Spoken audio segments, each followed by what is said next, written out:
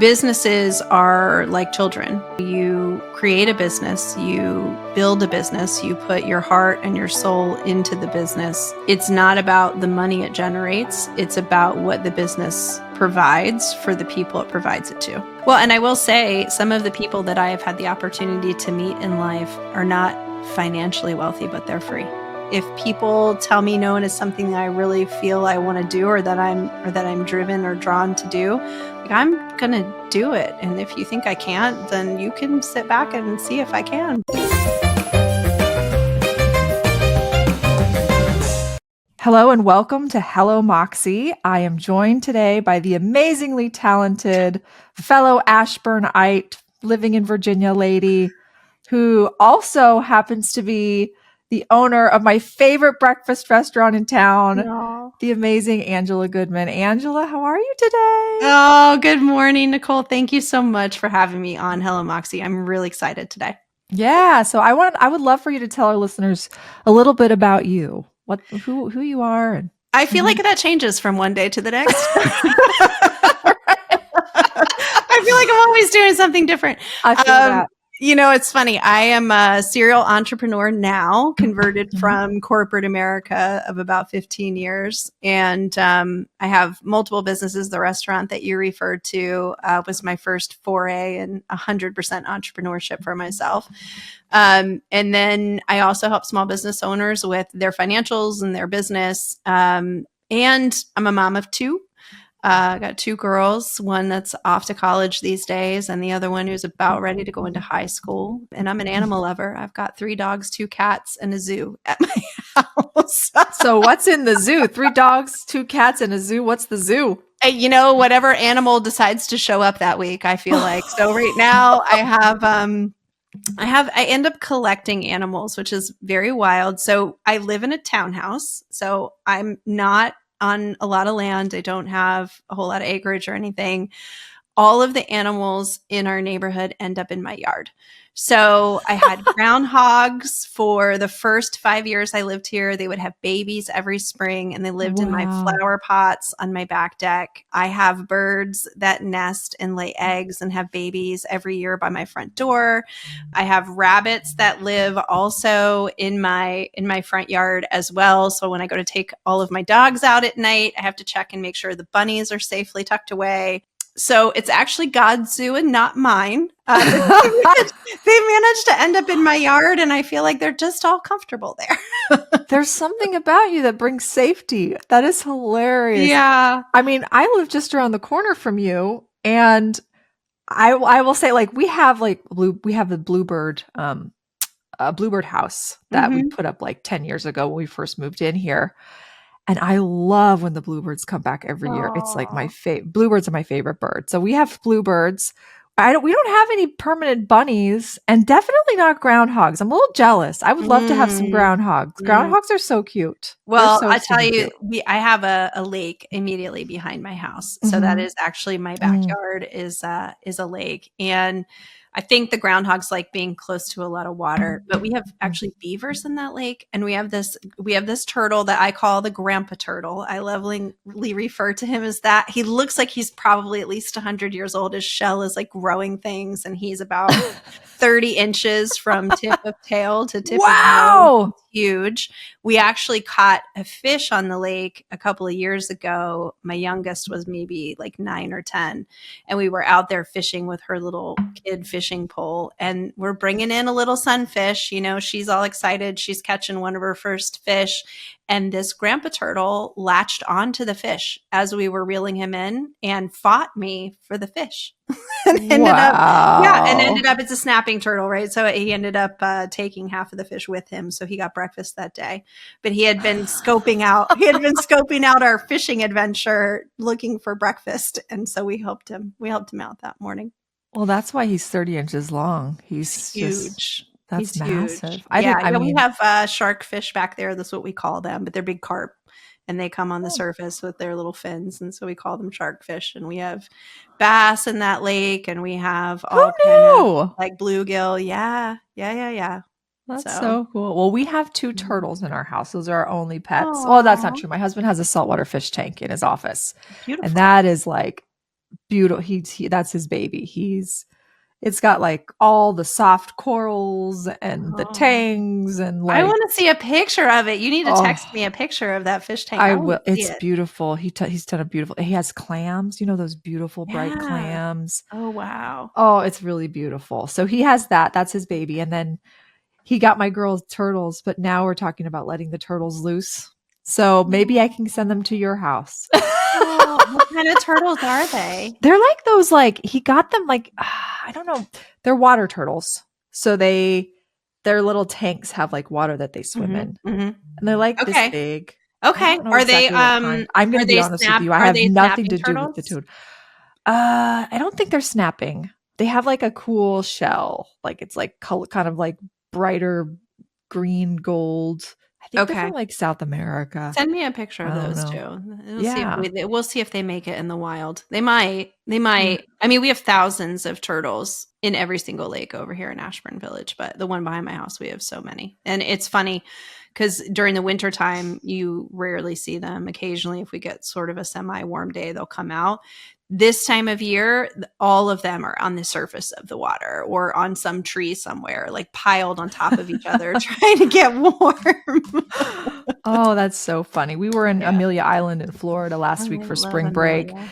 and they had tortoises all over the place. Mm. Oh, it was so cool. They'd just be like, Mhm. getting right up and cozy with all of the guests walking by. It was cute. Oh, I Turtles love are that. very, Where do you very guys cute. stay when you're in Amelia? Well, it's the first time we'd been. I love We hadn't Amelia. been there before, but I will definitely be going back. It was lovely. We Mhm. stayed at the Ritz there, and it Yeah. was just amazing. Yeah. Yeah, it's a The beautiful property. beautiful what I love about Amelia Island is that they have ordinances in place to keep Mhm. from overdevelopment. So there's only like Mhm. I think 2 resorts on the island. And the Mhm. downtown area is very well preserved. They have the most beautiful historic homes. Yep. And it was so fascinating. We did a bike tour of the downtown area. And there was this one beautiful home that we found out was actually part of the Underground Railroad during the Civil War, Mhm. and that Yep. Harriet Tubman had actually been to that house. And Yep. I never realized that she had gone that far south. So that was like really, I always thought she had like massive moxie, but I'm like, man, she went that far south? Oh, yeah. That Oh, is yeah. So amazing. you were in, Fernandina Beach. Yeah. You were over in that area. Yeah, Yeah. it's beautiful there. I love it there. I've been to Amelia 3 or 4 times, Mm, and there's really so much history there. I don't know if you had the opportunity to tour the fort that's there and all we that. did. We went to Yeah, Fort Clint for a little bit. We didn't go to the yeah, visitor center, but we tried to find some shark teeth yeah, on the beach. yeah. Yeah. It's really cool there for sure. A lot of history there. Yeah. Mhm. Man, so yeah, maybe I'll be sending my turtles your way. We were thinking about releasing them into the creek. We our house backs up to like the watershed that goes into Goose Mhm. Creek. Mhm. So, Well, bring anyway, them for over. our listeners, you're getting a little taste of Ashburn, Virginia here. What life Yes. is like. There's lakes and rivers and Mhm. lots of beautiful wildlife. It's an Yeah. amazing place. Yeah, yeah. I think we have the biggest population of herons in anywhere in Northern Virginia for sure. They're all over the place. Our Yeah. pterodactyls. Well, I would love to know, first of all, you're a very successful business owner of your restaurant, Famous Toastery. It's actually my favorite breakfast place to go. I go Mm, there with my girlfriends probably at least once every month or so, and it's like our place to go, and we have brunch there. no. It's delicious. The food is super fresh, and I know you've won some awards for your restaurant for being like the top franchisee. So Yeah. I'd love to know, like, how was that transition for you moving from corporate to being an entrepreneur? Like, what was it that made you take the leap to entrepreneurship and decide I'm ready? What were you doing before you started it? It's funny. I was in commercial HVAC before. I had my only I know, right? My only experience in the restaurant industry was from the ages of like 16 to 20. So my first job was at the Waffle House. I was a Waffle Mm. House waitress at the age of 16 in Chesapeake, Virginia, and I worked the breakfast shift and I learned how to cook there. I worked there for like 2.5 years in high school. And I came to be in love with breakfast food like during that time. And I will still Mm. go to the Waffle House to this day. Like if I can find a good, clean Waffle House, I'm going to eat there because I like that the food is cooked in front of you because you can see it. So that was my only experience really in the restaurant business. I had worked in a food hall in college and whatnot, but I'd never owned anything. I'd never managed anything in the hospitality space. And so leaving commercial HVAC, I had over the years while I developed that career, had other businesses. My first husband and I had a renovation and remodeling business together, which he still owns to this day. I helped a community theater and ran a community theater for a number of years and acted and directed and helped lead that for a few years when I was living in Roanoke while building my career. And then also had helped friends of mine who owned businesses just to learn how to read their financials and understand a budget and P&L and all of that type of stuff. And so going out on my own fully was kind of a scary thing. And at the same time, I was tired of being paid what other people wanted to pay me.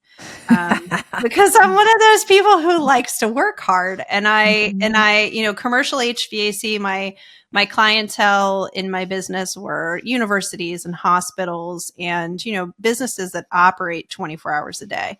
So while my team were, doing the actual work to support those clients, I also had to support my team. So there were plenty of times where I was working at night or working early in the mornings or, just kind of being available around the clock. And so going into business for myself, everyone was telling me, oh, you don't want to do that. You'll never get any time off. You'll never be. I said, I don't have any now. Like, what are you talking about? Like if a hospital goes down on a Saturday at 1 a.m. and my technicians aren't, in a place that they have what they need, like I've got to be available to them. So I know what this around the clock work looks like. But it was still kind of scary to be like, well, it's going to be just me. And I have to worry about paying all of my employees because I do have a staff of 32. And what if people don't come in that day to eat? I'm a want, I'm not a need, right? People can feed themselves at home. They don't have to go out and eat in a restaurant. So it was a scary time for me. And at the same time, I have like a opinion that, failure is not an option. And so I knew no matter what, I was going to be successful with it. I just would have to work hard. So, yeah. So you always had that entrepreneurial drive in you. Yeah. And this was just, it started at the age of 8. I had my first business when I was 8, actually. Ooh. Yeah. Let's hear about that one.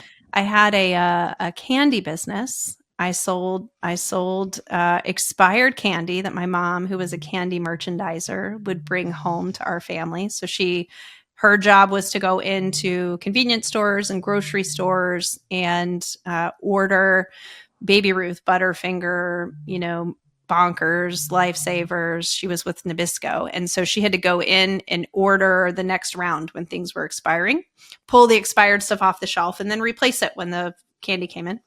So she would bring it home, put it in like a paper bag, and it was sitting out there for like us and my cousins and whoever else to kind of, have candy around. And I got this wild idea that I should sell it to my friends at school.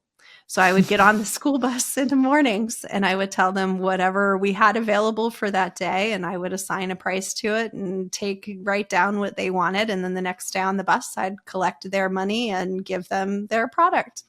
And I did that for probably a couple of months until one of the kids got caught chewing gum in school.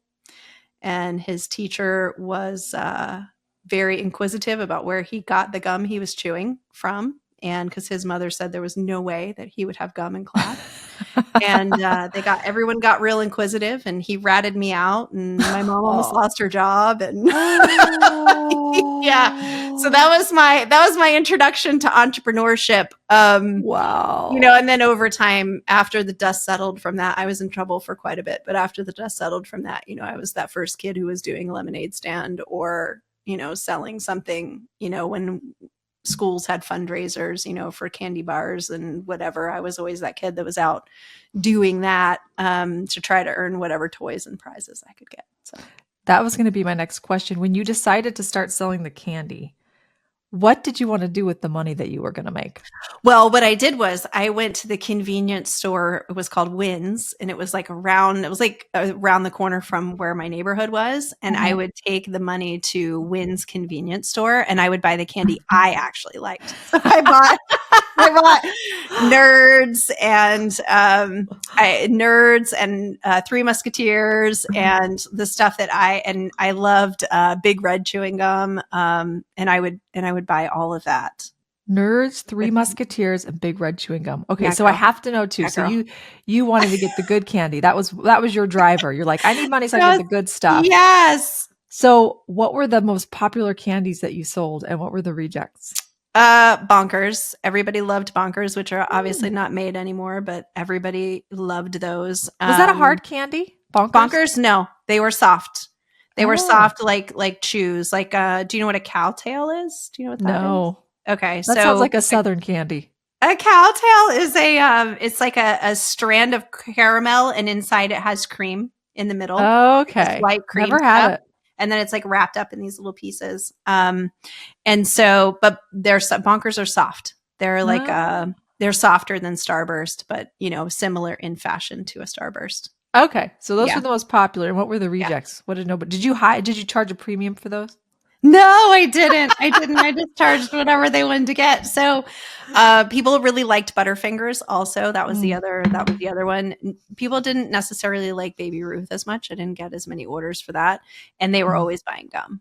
They were always buying gum. Mm. Yeah. So we had all the Nabisco gums. So Yeah. yeah, and the Lifesavers. People liked the Lifesavers too, obviously. Well, I would love to, like, you got in trouble for selling this. So how did that impact your relationship with money after that? Oh man, it's funny. I've talked about this, right? Because I'm writing a whole book about Mhm. what our early years of financial existence mean for how we operate today. For me, it was like I was being punished for being creative, and being punished for being in Mm. business for myself, and being punished for taking in money for something I wasn't supposed to. And my mom could have lost her job, right? So it was Mm. actually a very negative initial impact with money for Mm. me. Plus, I was spending it on something I wasn't supposed to have. My mom, first of all, I wasn't supposed to be leaving the neighborhood to go to the convenience store by myself, which I did on the regular, and she had no idea. I mean, I was 8 years old. I was 8 years old riding my bike down a two lane road with no shoulder, right? I'm lucky I didn't get ever hit by a car. But at either rate, so and then I hid it in a Barbie case. We used to have those Barbie cases where you put the Barbie Uh-huh. in, and then there was space for clothes, right?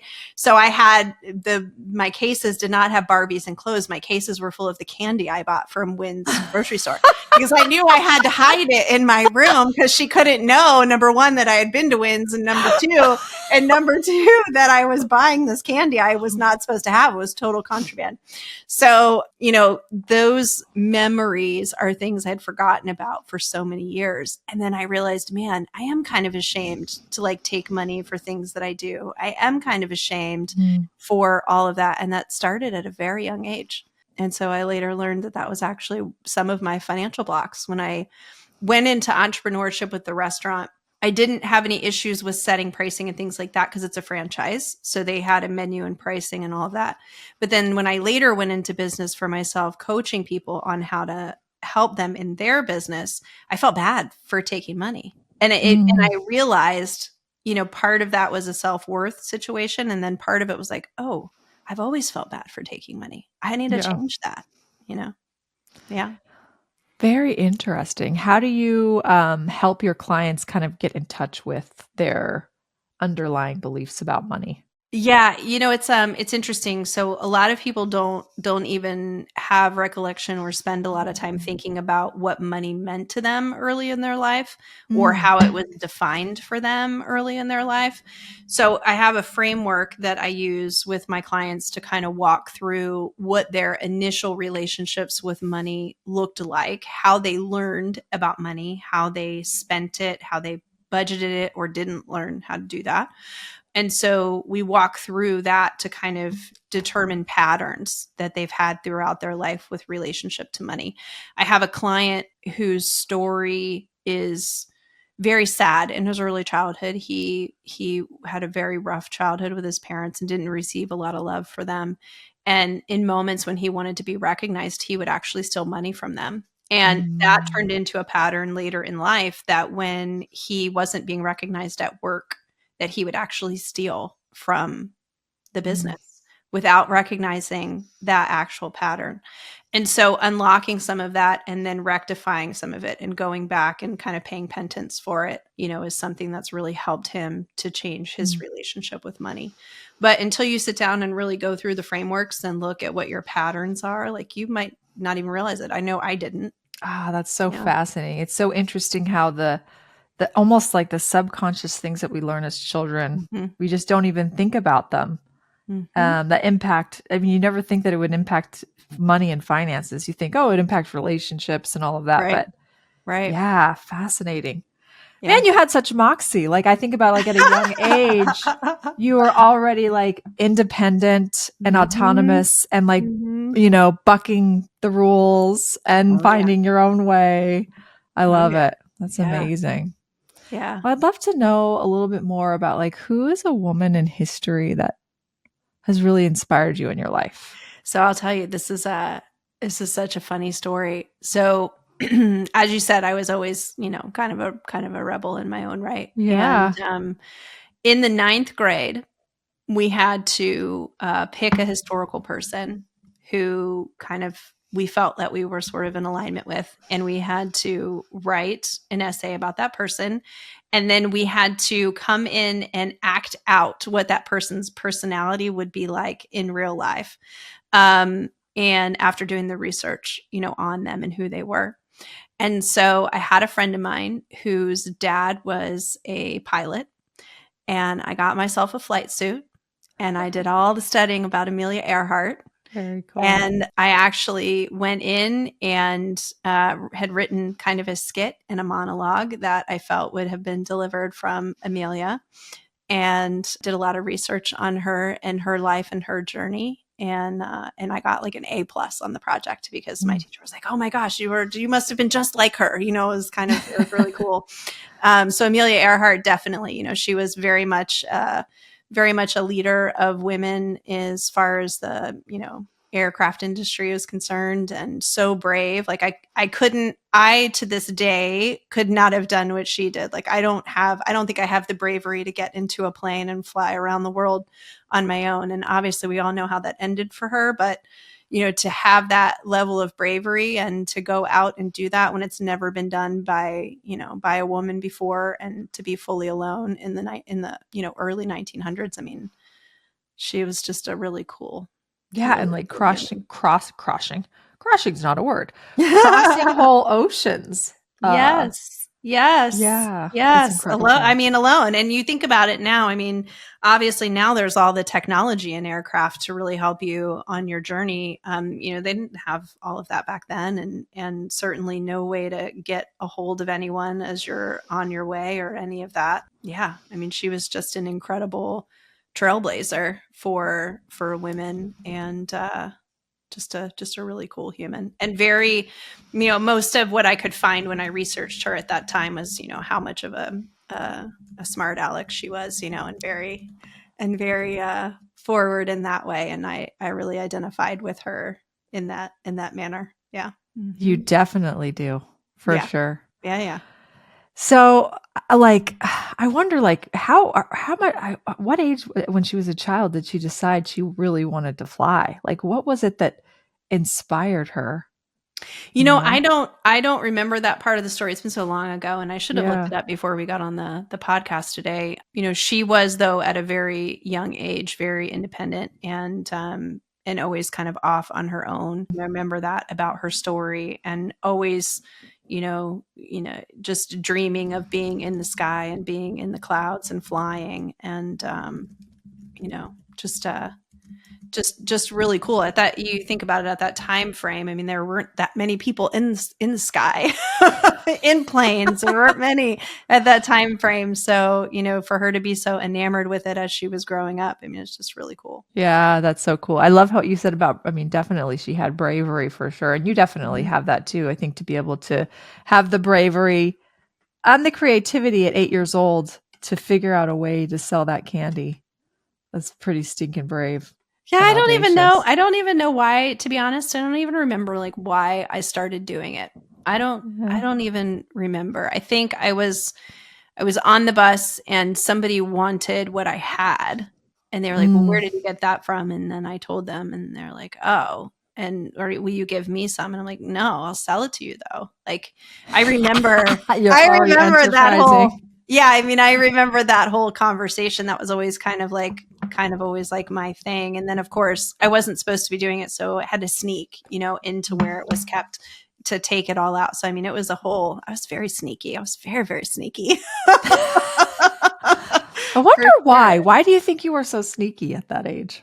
I have no idea. Like I just wanted to do what I wanted to do, and if I Mm, knew somebody was going to tell me no, that just wasn't good enough for me. So, and it's still that way to mm, this day. I will say, if people tell me no and it's something that I really feel I want to do, or that I'm driven or drawn to do, like I'm going to do it. And if you think I can't, then you can sit back and see if I can, but I'm pretty sure I can do whatever I want to do. I love that. I'm the same way. Like if someone tells me no, or especially like, I don't know if you've ever felt underestimated. I have quite frequently in my career been Mm. underestimated. Mhm. And, it used to really bother me when I was younger and I'd get really like worked up about it. But now it's like fuel for me. Like if Mhm. someone underestimates me, I'm like, all right, just watch. Mhm. You think I'm like this bubbly girl that just smiles all the time and, just watch. Yep. You'll see. And Yep. then No, I love that about you. it's really fun to see the change that happens. I remember had this client when I was really young, and he would go to my boss when he wanted something instead of coming to me. And sometimes when he'd talk to me, he'd kind of like speak to me in this patronizing kind of way. And I knew it was happening, and I Mhm. was young and, like it was a Mhm. different time. So Mhm. but I knew it was happening. And I remember my boss, she was awesome. She always had my back. And I'll never forget, like I was the end of the year, it was like I worked for him for like a whole year. And at the end of the year, we actually flew to Chicago to present like our year end summary and strategic planning meeting. And I put together this like kick ass presentation. I was so proud of it. I was like, and it was like a representation of all the work we had done that year, Mhm. And I go into that meeting and it wasn't just stats. I actually put together like, based on this data, this is what I'm recommending we do next. Like it was like, I was really proud of it. And it was so amazing to watch his face. I will never forget till the day I die. Like I walk in the room and he's just kind of like nonchalant and I could see his face shift from over the course of that meeting from like to respect. Mhm. And it was like a moment that I will like I'll always remember, that shift. I'm sure you've had many of those too in your Oh, yeah. career. Oh, yeah. Yeah. As being, and you're very familiar with this as well, but being a woman in a male dominated Mhm. industry, that's just your life. That's part of what you do on a day-to-day basis. And to your point, in your early years, you like take offense to it because you're like, why do you think I Mhm. can't do X, Y, Z, and Q? And then later on, it's fun. Like it becomes a So game, right? Because then you're like, okay, well, all right, now I can sit back and do these things, and I'll just watch them, like be in shock and awe, and then it becomes fun, yeah, and it's fun to see how long it takes them to have the light bulb go off. And they're like, oh, I get it so now. true. Yeah. When you were doing your presentation Hmm. of Amelia Earhart Hmm. and you had to like, what is something that really surprised you about her that when you were learning and researching about her, that something that was unexpected that you're like, oh, I wouldn't have expected that. I didn't have any expectations of who she was at the time that Uh-huh. I was doing the research. I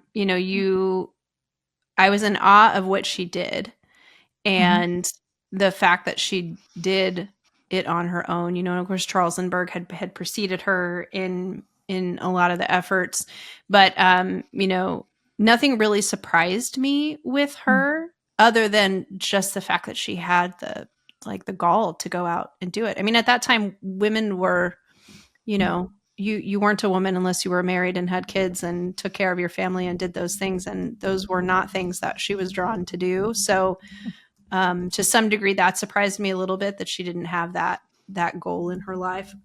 But you know, it in that time frame, women just didn't do anything other than take care of their men and their families. Yeah. So true. So she died. It looks like gotta love ChatGPT, right? It's like the Yeah, best yeah, thing. yeah, yeah.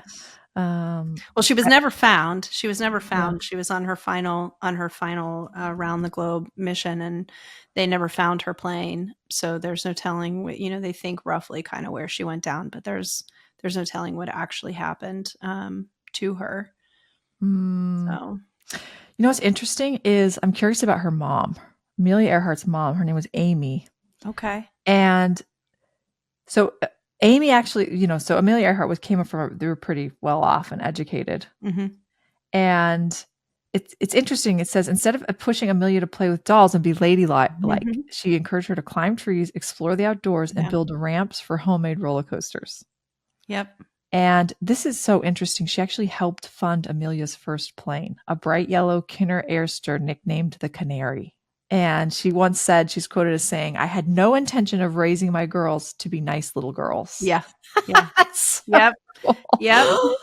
Yep. So cool. Yeah. So I Mhm. think it's so interesting to see how her mom kind of shaped her too, and into who she became Yeah. as well. I Yeah. also love about Amelia Earhart is she wasn't, obviously she was an incredible pilot and Mhm. aviator, Mhm. but she also helped design actual clothing. Yeah. She was Yeah. like, this clothing isn't made for women. And so she came up with her own clothing line Mhm. for, Yeah, she was very fashionable. She was very fashionable. Yep. yeah, which is super cool. It's like she was able to marry this femininity and embrace that side of her Mhm. with this entrepreneurial, very adventurous. And she designed them herself. Mhm. She actually sketched them and used a sewing machine. So it's just super cool. So her pieces actually had parachute style fasteners, big pockets. I mean, what girl doesn't like pockets in their dresses? I'm telling you, Well, and if you eh, see the pictures of her, she's always standing with her hands in her pockets. If you look up the imagery of her, yeah. It was one yeah. of the things. Yeah. I love pockets. Everything, every time Mhm. I see a dress without pockets, I'm like, this is a travesty. It needs Yeah. to have pockets. A woman needs pockets. I agree. I agree. I Oh my agree. gosh. That's So, funny. so cool. Well, what would when you think of the word, I mean, she clearly had Moxie and spades, but when you Yeah. think of Moxie, what does Moxie mean to you? To me, it's a lack of fear and an Mhm. independence to do what you want. Like, you Mm. just don't, you're not afraid. You know what you want to do and you just go out and do it. And, so it's like bravery, lack of fear, and just a wherewithal to just go do whatever you feel like doing.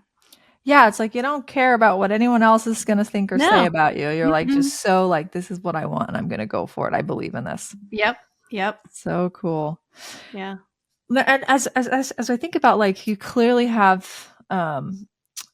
such deep expertise with entrepreneurship, with the financial aspect of building a business. What has entrepreneurship taught you about financial stability and building wealth, specifically as you've been a business owner that you didn't know before? I think the interesting part of being an entrepreneur and understanding financial wealth for me has been a really a coming of my faith. When I started on my entrepreneurial journey, I looked at money very differently. It was a means to an end for me, not a way to build another healthy organism, right? So businesses are like children. You create a business, you build a business, you put your heart and your soul into the business. It's not about the money it generates, it's about what the business provides for the people it provides it to, right? Mhm. And money is your compensation for the energy that you've put into your business. So I help a lot of business owners who struggle with revenue generation. And in a lot of cases, it's because they're looking at how can I make money, not how can I best solve a problem or feed people or do Provide what value. society needs and provides the value. Instead, they're looking at it from just the money aspect. And so that's a huge disconnect in entrepreneurship. What I've found over my own experience is that once I let go of worrying about how much money was going to come in, and I just focused on the problems that I was helping to solve, the money became a byproduct. And so understanding how to value and place a value on the services you're offering is very important. I mean, you have to understand the cost of what goes into it, and then also, give yourself a portion of it that you can use to live your life. But the money is really a byproduct of what you're doing for the community, what you're doing for society, what you're doing for the people that are engaged in the business that you have. And so it's a very different outlook than I had, at 8 and 13 and 15 and 25. And yeah. So what have you seen in your clients that you've noticed shift once they really start to recognize that difference and actually make changes?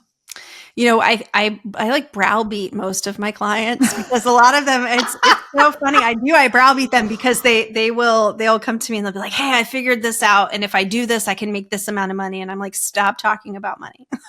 Like, I literally browbeat them to stop talking about money. Like, let's talk about the problem you're solving. Let's talk about what you're actually doing to make a difference in somebody's life. Then we will talk about the money, and understanding the cost of it.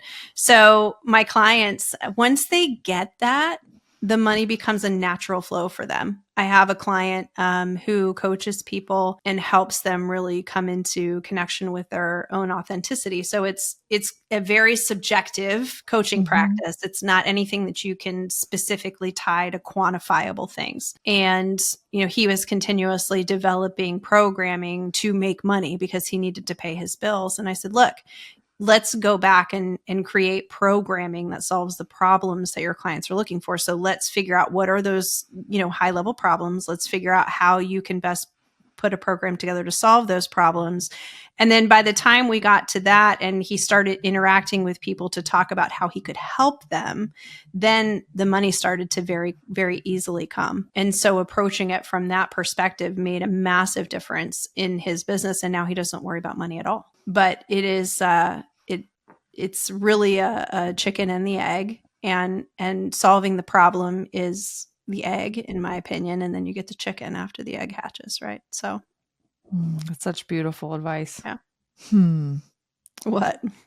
Do you ever think there is at what point do you think that you do need to pay attention to the money as a business owner? As a business owner, it's not that you don't pay attention to it, but it's not the first concern. Okay. So the first concern is figuring out how do I best solve this problem, and then put all the resources behind solving that problem. And then once you understand the cost of those resources, then you figure out the compensation for the energy that's being outlaid. So it's not that you stop thinking about it altogether, but it becomes the second priority, not the first. Whereas most business owners are worried about it being the first priority. And so you got to create a really good way at solving that problem. And then you worry about, okay, now that I've got that done, let me figure out the financial piece. What do you do when you're working with a client, or maybe this has never happened, and they don't have a problem that they're solving? Have you ever been in a situation where you've advised them to maybe pivot their business, shut it down, because they can't identify the problem? I haven't come into contact with anyone yet that isn't solving some sort of problem. Now, whether their problem is something everyone needs, is another story, right? But I haven't come into contact with somebody who isn't solving an issue for someone. But there have been plenty who don't have a huge clientele base because the problem they're solving is too specific. Yeah, too specific. So in those cases, I usually work on brainstorming other offerings. Let's talk about other offerings. What else could you be doing? What could you be expanding on in your initial practice? How can you figure out who your actual audience could expand to? Because sometimes I've got people who have niched themselves down so small that they then need to expand up and say, okay, I've got this problem solving for this. Is there another audience out there that I should be, in front of, that I'm not getting in front of right now? And so we spend a lot of time brainstorming how to do that if they're so far niched down that they're really not seeing the forest for the trees, if you will. Yeah. And when it comes to like identifying the problem, I would imagine sometimes the problem they think they're solving isn't really the problem. Mhm. Yes, that So does how do you happen. help them kind of like recognize that, you know, it happens a lot in marketing where people think they're solving one problem and Yeah, I'm a big on root cause analysis, and okay. I'm big on asking, you know, a minimum of 7 questions, right, to really Mhm. drive into, okay, what's the root cause? So maybe their problem is like at step 3, and they don't understand where the step 1 problem is, right? The thing that really originates the Mm. basis of it. So I will go through a framework with them to kind of make sure that they've identified, all right, what are we really looking at? Are we looking at the problem? Or are we looking at a symptom of the problem? And that's what we're treating instead. Yeah. Yes. So good. Mm-hmm. Oh, I love it, Angela. Yeah. Huh. Yeah. It's fun. You know what, the interesting thing is I learned at a very early age about myself that I don't like every day to look the same. I'm a person who doesn't like a lot of, I mean, I'll do routine for specific things like exercise and food and that kind of stuff. But I don't want my days to be the same. And Yeah. so I learned at an early age that I needed to be in a position where my day would change from day to day. So I love what I get to do because I get to help people solve their issues, and every day looks different. And my business changes. It's funny. I'm a firm believer that if you are a coach, you should also have at least one coach for yourself. And so one of my coaches I talk to all the time, she's always like, okay, well, what are we doing this week? Who are you? who are you?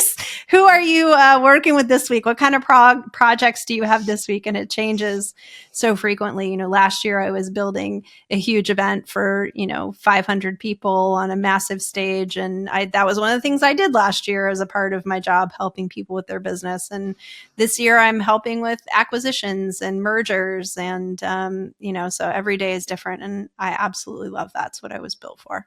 It's good that you know yourself enough to know that. I think that's really important. Years of learning, years of learning. Yeah.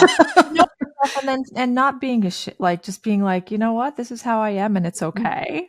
And I Yeah. could still be successful working within and finding the things that, creating a life for you that's really congruent with who you are and Yeah. not feeling like you need to change who you are. Yeah. I think there's a difference. Like we always want to be transforming and growing, but growing into a more evolved version of ourselves, of who we are Hmm. at our core, rather than trying to change the essence of who we are. Yep. I think that's really cool. Awesome. Okay, so I would love to know final words of wisdom. Last and final words of wisdom. What are some opportunities for women specifically to build wealth and financial security that may not be obvious? Maybe like some simple, easy steps that women can take that maybe they don't think about. That's a great question. So one of the things that I help my clients with, especially if they're not in a behavior of saving money, is Mhm. I say just start small. Like if there's something that you want in your life, like make a priority list of the things that you want in your life, assign a Mm. value to those things, and then start saving in order to accomplish them. The other thing that I like to tell people as well is don't be excited about the things that don't carry value. So, your vehicles, your automobiles, those are going to depreciate over time as you utilize them. So, understand that if you want to invest money into buying this really great car that you love for yourself, that's great, but it's not going to build long term wealth for you. So, if one of Yeah. your goals is to build long term wealth, you've got to do it with something that's going to appreciate over time instead of depreciate. I'm a big fan of real estate, so I started in real estate. You don't have to have a ton of money to start in real estate either. You can start small doing that, but again, that's on the savings list, right? That might be Mm. a savings priority for you. The other way that I have found in building true wealth for myself is to give myself the freedom to live life on my own terms. Mm. And it's not necessarily financial wealth in the beginning, but it can lead to that. Mm. So being happy every day, living a life that you don't have to have a vacation from, where you feel like you're vacationing every day, that builds wealth in your life. And, you can then give yourself space to determine what am I passionate about that I could make money doing, and then that can help you to transform your life also and give you more wealth, in my opinion. Not necessarily money, Mm. but wealth. Yeah, I mean, because isn't that really the end goal? Isn't necessarily the wealth; it's the freedom that wealth gives you and provides you to be able to do the things and create the impact that you want. It's just a vehicle to doing that. Well, and I will say some of the people that I have had the opportunity to meet in life are not financially wealthy, but they're free. Mm-hmm. So, it's about really determining, what do I want? Not what does society want for me? What does everyone else say I should want for myself? But what do I truly want for myself? We could go on and on about that. I come from a long line of very successful entrepreneurs. Mm-hmm. And so that's something I've had to come to terms with is asking myself the question, am I doing this to make these people happy? Or is this what I truly, truly want in my heart? Because I think a lot of those times those patterns come to us and we don't realize it. Yes, absolutely. They do. Absolutely. Yeah. Well, Angela, thanks for being on the show. Well, thanks for having me. Thanks for having me. You're such a delight. You're always so happy and cheerful. And I have to tell you, I just noticed that you have the Music Man poster in the background. So we got to go see Hugh Jackman in live on Friday night. So he's doing a show right now in New York. Yeah. So we went to was it his Radio City Music Hall? Yeah. Very cool. I bet he was amazing. It was good. It was a great show. He actually had what was really awesome is he had put a post out on social media that he was looking for someone who could sing Imagine. And he auditioned a bunch of people for it. They responded to it. And this woman who auditioned for him had the opportunity to come and sing the song on stage at Radio City Music Hall. And she had never been in the building before, never had been in front of that many people singing before. And she was so amazing. She was the highlight of the show for me. She was so good. So good. And she got a standing ovation from everybody in the audience. And so like those special moments, like Clive Davis was there Friday night. Clive Davis came to see the show. Cool. So he got to see her perform and that will change her life forever. Yeah.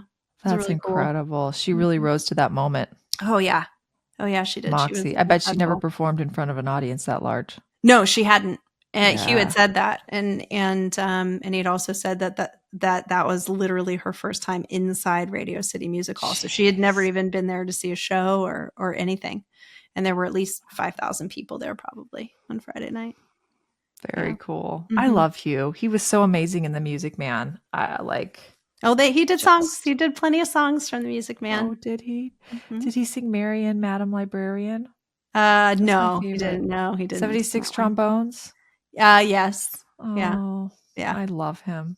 He's opening up a new theater in New York that I just love the concept of. Mm-hmm. It's supposed to be like a really small theater where it's, accessible to, like, it's supposed to be really affordable for people to get access to.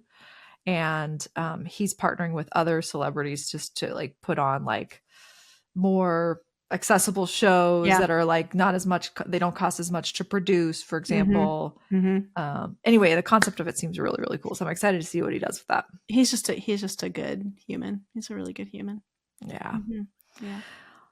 Awesome, my friend. Yes. Well, yes. Thank you. And where can our listeners reach you if they'd like to learn more, if they'd like to reach out to you about coaching, if they need help financially, and they're like, I need Angela's mastery.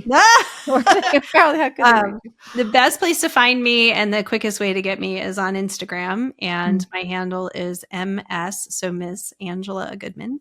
Mm-hmm. And that's the best way to get me for sure. Quickest. Awesome. Mm-hmm.